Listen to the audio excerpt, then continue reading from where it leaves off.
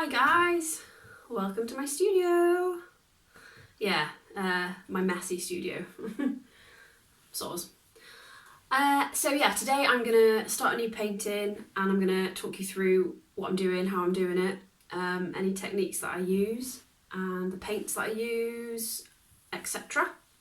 I've had a couple of questions through on my Facebook page, so thank you for those. I'll do my best to address them, explain as thoroughly as I can. I wouldn't say that I've got a particularly textbook painting technique. So it's going to be a bit difficult to sort of explain because it's not your sort of traditional method, I guess. I certainly don't use traditional materials. I think I've explained that before. Everything that I use is recycled paint, varnish, wood dyes, stuff that's been rescued from the tip. So I'm doing my bit for the universe. Yes, it was either recycled, opened, or bought from a DIY shop. So it's it's not your sort of traditional acrylics or oil paints that painters usually tend to use. I also have quite odd methods, I guess. I don't tend to, for example, I don't mix my colours on a palette like most artists probably would do. I work on my canvas, so I sort of mix as I go. Again, I'll probably explain that as I go through it. I always paint from photographs as well, so I'm always based in my studio. Again, a lot of artists probably would go out in situ and paint on an easel, but that's just not practical for me because I paint quite thickly, so I slap my paint on really quite thick. So I need to work flat for that very reason. So yeah, I work from photographs that I've either taken myself or I steal from other people with their permission. This photograph that I'm going to paint from today is from a very good friend of mine, Miss Caroline Poole. Can you see that? I don't know. She took this cracking photo and put it on the book not long ago. It's of land shipping, which is in Pembrokeshire.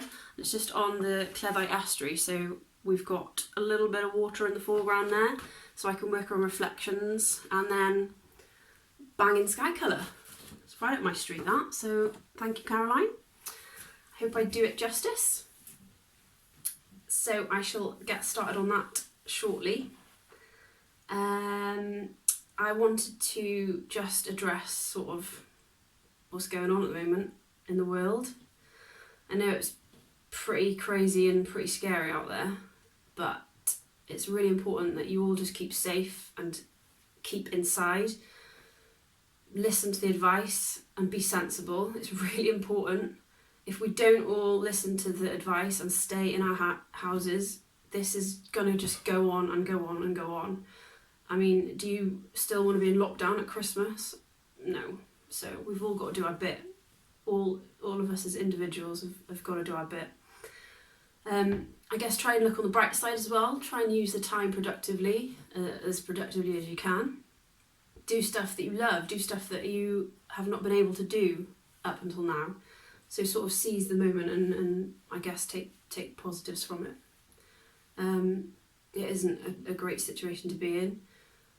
And I guess thank you to all of the key workers out there that are still sort of keeping everything going.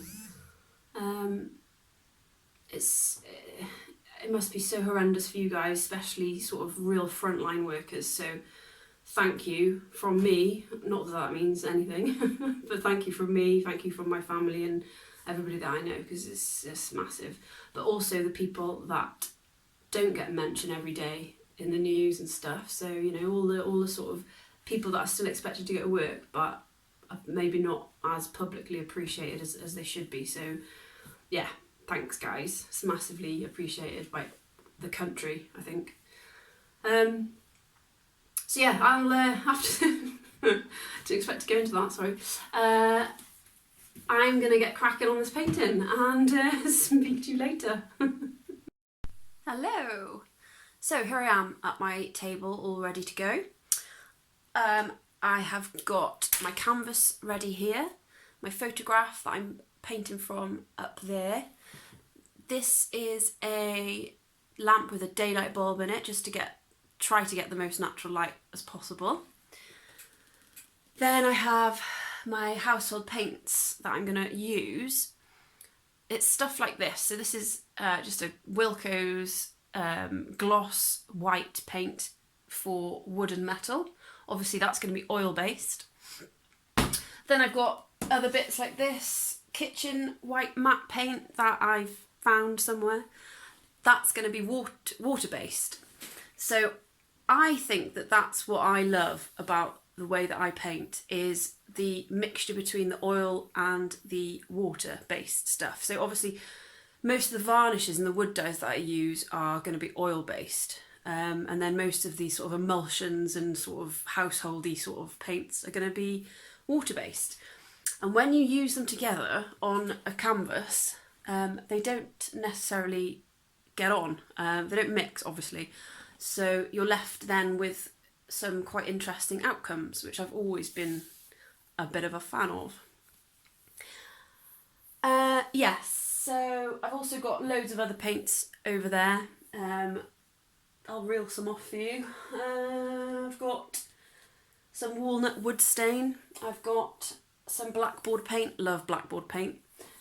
I've got loads of tester pots with colours.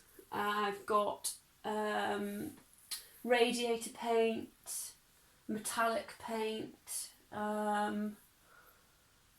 varnish for garden fences. Yeah, an absolute complete mess of random stuff that I've acquired, and I will talk you through how I use them. Okay, so I always use unprimed canvas, which means that there's been no coating put on this at all. I don't know if you can see, it's literally just naked fabric. The reason for that is it's a lot more absorbent. Again, that's really not a very traditional way of painting, but I'm not very traditional. I've always enjoyed the fact that it soaks the paint into it a little bit more, and it's just, for me, a better start, better base. A lot of people have asked me whether I sketch my image onto my canvas before I paint. And the answer to that is meh, sometimes. Sometimes I do, sometimes I don't. Majority of the time I don't. I find that when you're faced with a blank canvas like this, the best thing you can do is just slap some paint on and get started. It's quite easy to get quite intimidated by the amount of white space you've got there, or blank space you've got there, and start being a little bit too pernickety and fussy, and you before you know it, you've just wasted 12 hours painting a horizon. Do you know what I mean? So my advice to you with a blank canvas in front of you is slap the paint on, cover the space as quickly as you can. So what I would do here, I've obviously got my water vase here, and for some weird reason only I could probably answer, I've always used this this brush, this scabby little brush. I mean, there is nothing special about this brush, absolutely, and in fact it's quite embarrassing, but for some reason, even like if I was painting a tiny picture like that, I'd still use them. Don't know why, just do. Right, so I'm actually doing a bit, it's because I'm talking, I'm not painting as what I would as quickly as I would normally. I can't do two things at once, which is very strange. I thought I could. So what I'm doing here is I'm using a lot of water. I'm saturating my canvas with water and putting a little bit of white on it just to start to get rid of this beigey colour. But what I'm going to do is start to introduce a bit of blue in the sky. It does not have to be the final blue, it's just a base to start with. So because I've already saturated my canvas with quite a lot of water, you see that this blue sort of get sucked into it and dragged down a little bit. I've raised my canvas up a little bit at the back so it's not completely flat. Reason for that is it sort of encourages the water to run down a tiny bit and mix the paint a little bit as it travels. So yeah, I mean, you're probably looking at this thinking, this is insane, why the hell doesn't she just use a bigger brush? And you would not be wrong in thinking that. But I guess it's probably just the way I work, I don't know. I can't answer that. So just, again, using loads of water at this point, this stage in the game, loads and loads of water to get the sky in there.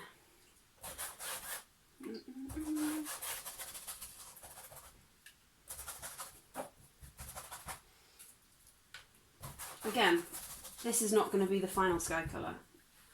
I can't impress that on you enough. I'm just basically filling in the areas that I need to cover. As you get down to this sort of 2/3 down area of the picture, you can see there's a lot of pinks and a lot of sort of peaches going on, so I'm going to slap a bit of that. Make sure that there's loads of water. I mean, I suppose you could say that this is almost watercolour, because everything I've put on it so far has been a water-based paint, and obviously I'm using a lot of water. Sorry, I just put my brush in the blue instead of the... And this is what I mean about mixing my colours on the page as well. I haven't been mixing anything ready and then putting it on. For example, if the blue mixes now with my sort of peachy beige that I've just put on and turns it a little bit green, for now it doesn't matter. It really doesn't matter. I'm just trying to get everything down. I need a little bit of a sort of reddy pinky colour for this sort of area here. So again, saturate with water. That's the key for me.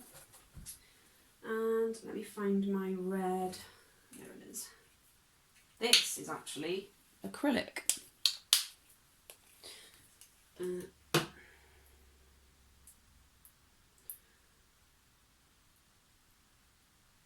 So this was actually bought in an art shop, believe it or not. I'm not going to use much, I'm just... And everyone's probably thinking, oh my god, that's loads! But it's not, it's just going to create the base colour here. And you probably won't even see it in the final painting, it's just there for now. And actually, I don't know if you can see from that far away, but in the photo, the sort of pinky hues go almost up to here. So we've got a little bit of room to expand that up to here. Again, painting is all about layering, so you really don't need to be precious at this stage in a painting. That's the beauty of it. You can just keep on layering up your paint, painting over stuff. If you're not happy, doesn't matter, that's what I love. But try and be brave, try and slap it on, try and, you know, don't be too precious, because if you're precious at this stage, then you're not going to be free, you're not going to be loose, it's not going to be, if you're too tense, you're not going to be looking at your subject well enough, and you're probably not going to finish with anything that you're proud of.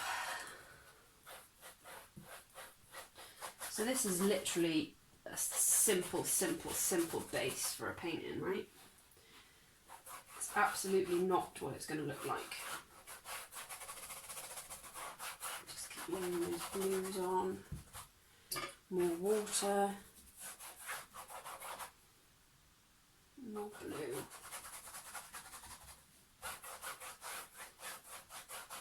All with the same brush. Haven't actually cleaned the brush once, just dipped it in water.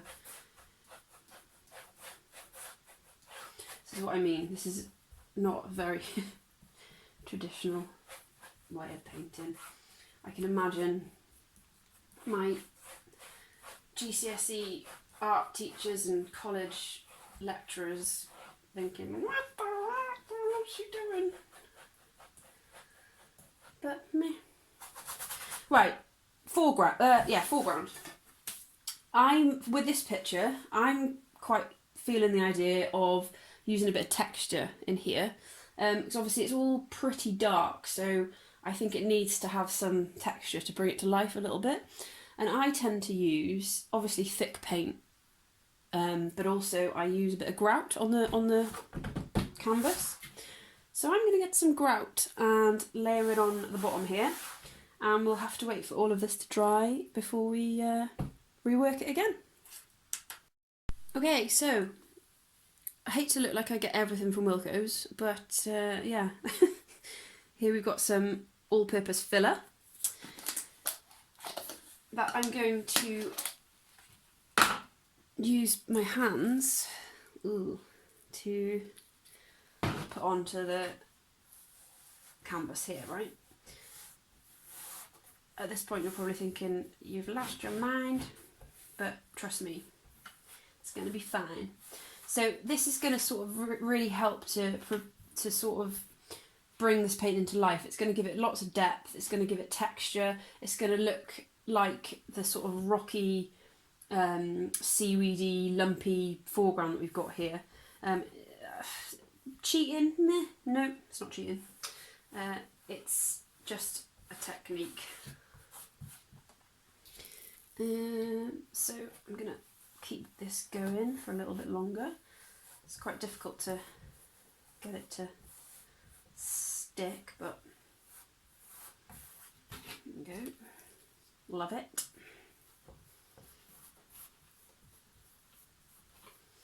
There we go.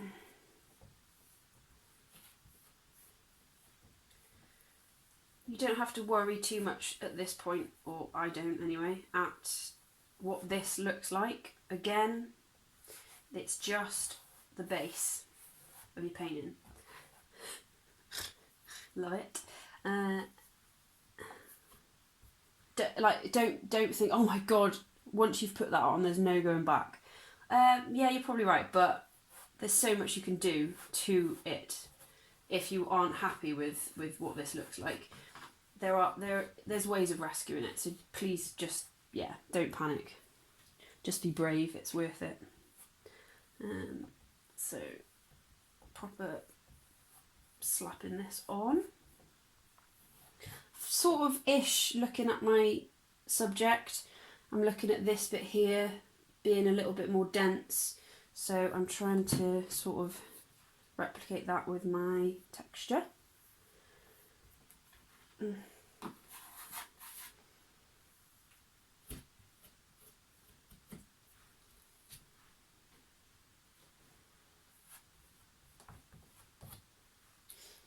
This will dry rock solid, so we can slap paint on over the top of it.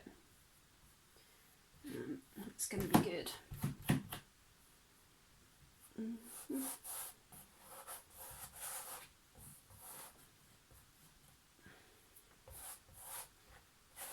Good. This will take a couple of hours to dry, so I'm going to leave it and come back to it later on. But first, I'm just going to put a little bit more blue in this bit here.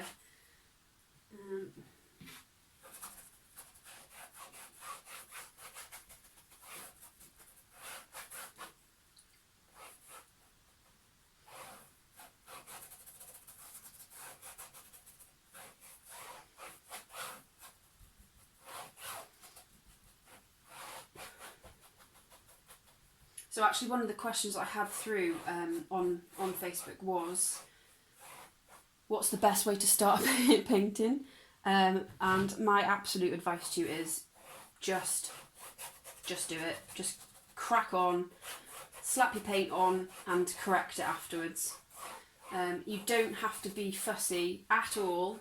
If you're working in the sort of same style as I am, you really don't have to be fussy in these early days, because there's so much more to come, so much more layering to do. So yeah, that's my advice to you. Don't be too pernickety. Is pernickety the right word? I think it is. Precious. I think I've used that already. Don't be too precious. Just get stuck in and enjoy it. Yeah. So still just trying to get this properly into the canvas. There, that's my base. Happy with that. I'm going to leave all that dry and not work on this again until that is all completely solid. Yeah, cool. Hey everybody, so this is the stage I'm at now. The grout has dried, it's rock solid now. The only thing I did without filming was I just scored some lines in the grout, so literally just got like, actually used that, just whatever's lying around, and just made some marks while it was wet to sort of mirror the lines in the sand here in the photograph. So that's all I've done without you seeing. Everything else is as it was and it's just dried. So what I'm going to do now is basically repeat the process. So add a load more water into the sky, saturate the canvas again and start building up my sky colours. So, because as you can see, this looks nothing like the actual image. So yeah, that's what I'm doing. Splashing loads of water on the canvas and working into my sky colours a bit more. What I'm going to do with this bottom bit now is basically plaster it with a load of paint, a load of dark paint. So I've got my black wood paint, which I mentioned that I love. It's water based and it dries matte, so it's great as a base. You can add sort of what I normally do with dark foregrounds is use sort of wood dyes, dark browns, varnishes, oil based stuff. So it's going to sit really nicely on top of the water based stuff. Again, I obviously will show you that when it comes to it, but I want to get this sky a little bit more complete before I go down onto my foreground. So I'm just going to crack on with that and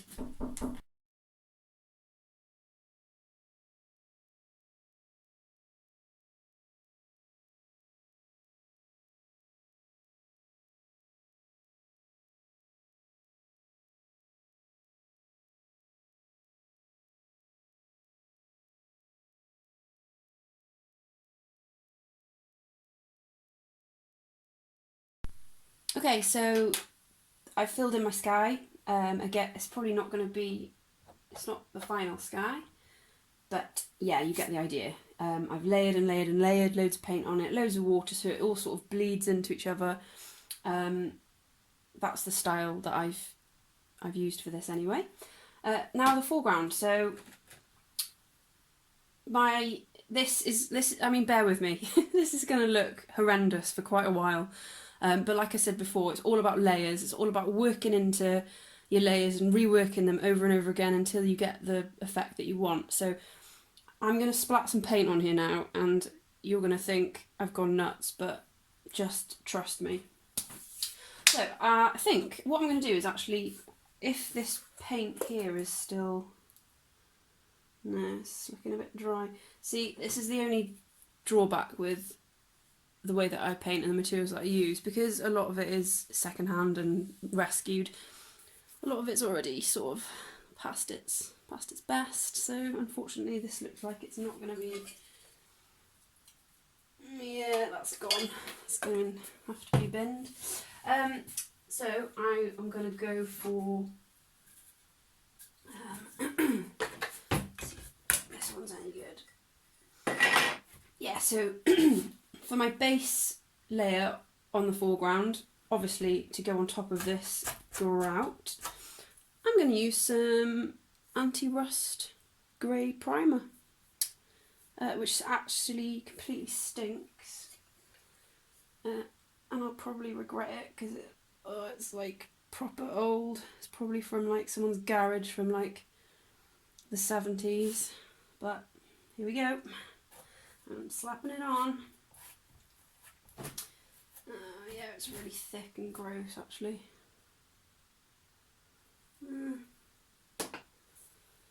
Bear with. Okay, I've managed to revive it a little bit. I mean, it's not ideal, it's not very runny, it's a little bit like paste, but it'll be good, it'll add to the texture in the foreground, so I'm going to scrape some on anyway. This might end up just pulling some of my grout off, but oh well, it's all a process.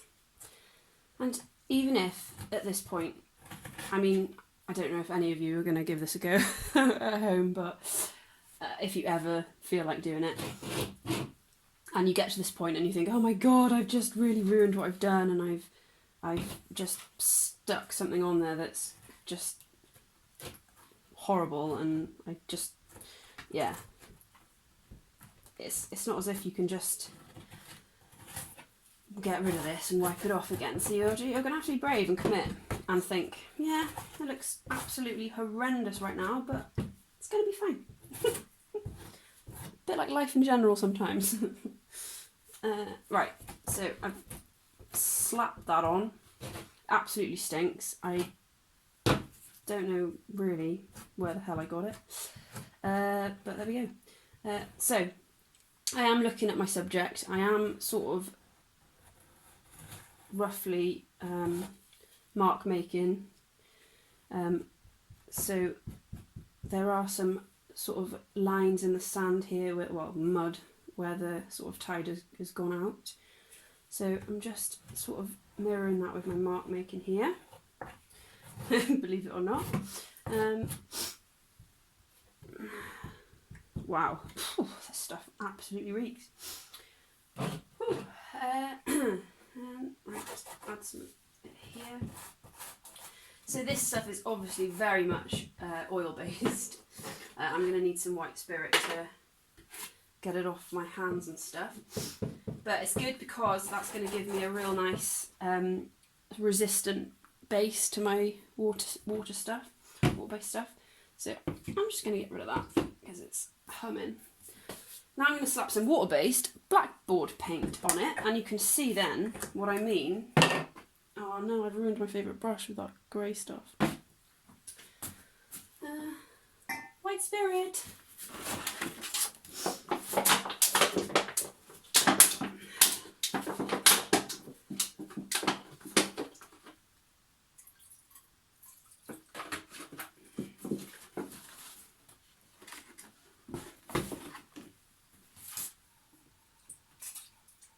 That's cool. Right, I might have to just not use my favourite brush for a second.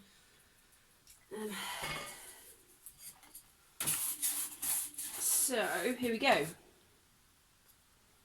Actually, that could be a bit more water. Let's just add a bit more water in there because it's gone a bit keft.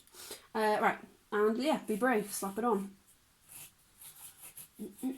Obviously the foreground on the actual picture is very, very dark, so that's good.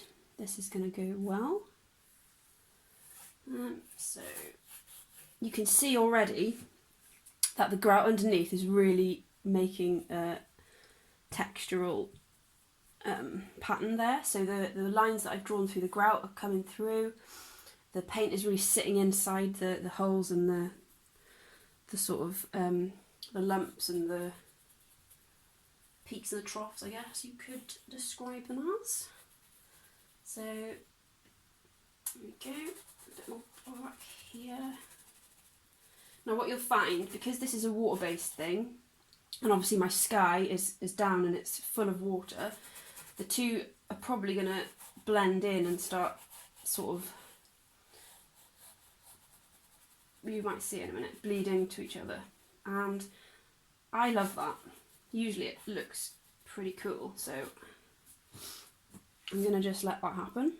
So here you'll see that the grey underneath, because it's oil based, it's repelling the water based stuff on top, and it's creating some marks that I didn't even sign up to, so that's what I like. And I just leave that, get on with it. So the horizon bit hedge or whatever the hell that is comes up further. I think I'm probably going to go a little bit higher here.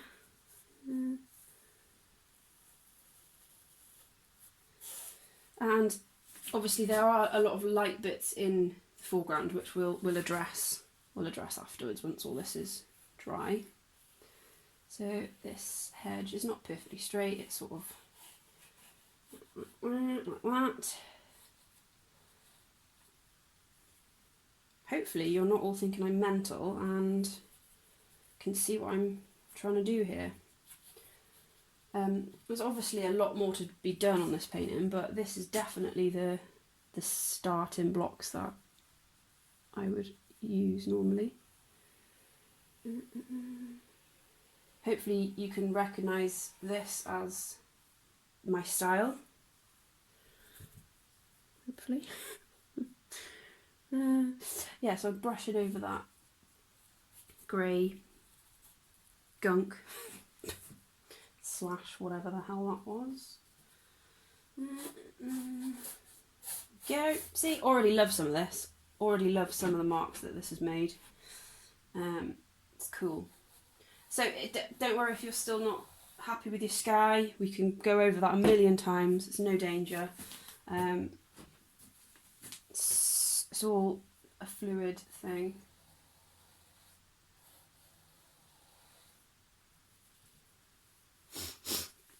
Yeah, cool, happy with that. Happy with that so far.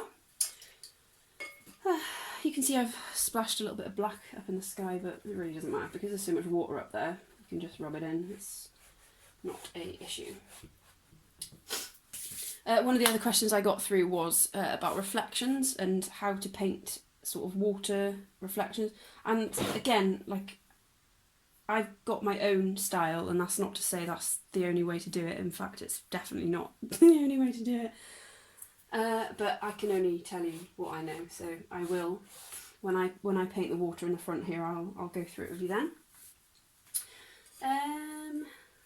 I'm thinking that needs to come up a little bit more. So all the time, looking at your painting, looking at your picture, and analysing what needs to be done, what needs to be changed. Don't be scared to paint over something or change something or add something.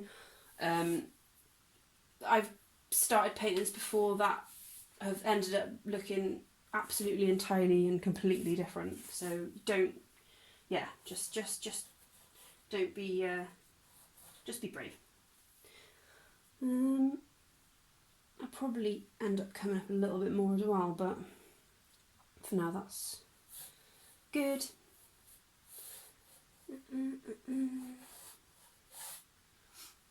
So we've got this sort of lighter patch here of the water where the sky's reflecting, so we'll address that in a minute, and then the more sort of lighter water bit here as well. Looking forward to that, but I'm going to leave this dry for a little while first, otherwise it's going to just be a total mess. Even more than it is right now. So yeah, see you in a sec.